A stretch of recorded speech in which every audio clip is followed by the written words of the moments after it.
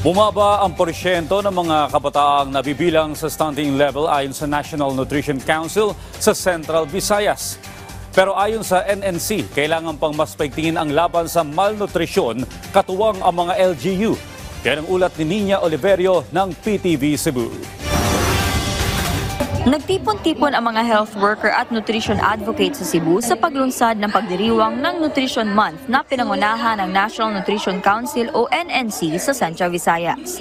Dito ibinahagi ng NNC ang Philippine Plan of Action for Nutrition o PPAN na nagsisilbing blueprint para sugpuin ang lahat ng uri ng malnutrisyon, stunting, wasting, micronutrient deficiencies, overweight at obesity sa pamamagitan ng koordinadong aksyon ng gobyerno, NGOs, akademya, pribadong sektor at lokal na pamahalaan. Dito rin ibinahagi ni Dr. Parolita Mission, Regional Nutrition Program Coordinator ng NNC, na bumaba ang porsyento ng mga kabataang nabibilang sa stunting o yung pagbagal ng paglaki ng isang bata, senyales na may problema sa nutrisyon at kalusugan. Bagamat bumaba, hindi umano dapat ito pagsawalang bahala dahil katumbas ito ng higit 58,000 kabataan.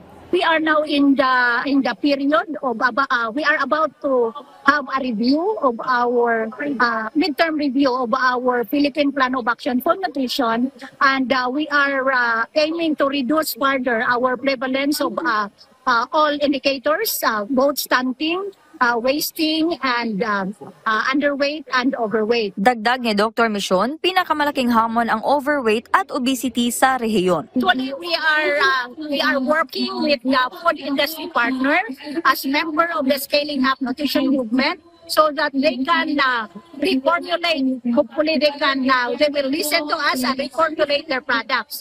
Example, reducing fat content in their produce. Nanawagan naman ang Nutrition Council sa mga LGU sa Central Visayas ng pagkikipagtulungan upang malutas ang problema sa nutrisyon at kalusugan ng mga kabataan.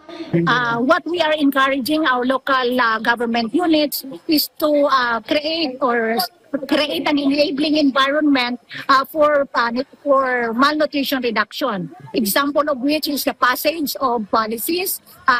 One concrete thing that they can do is approval and putting budget in the local nutrition action plan so that the plans that the implementers will do can be fully implemented. Nagkaroon din ng maliit na fair kung saan ibinida ang mga masustansyang pagkain at programa ng mga ahensya.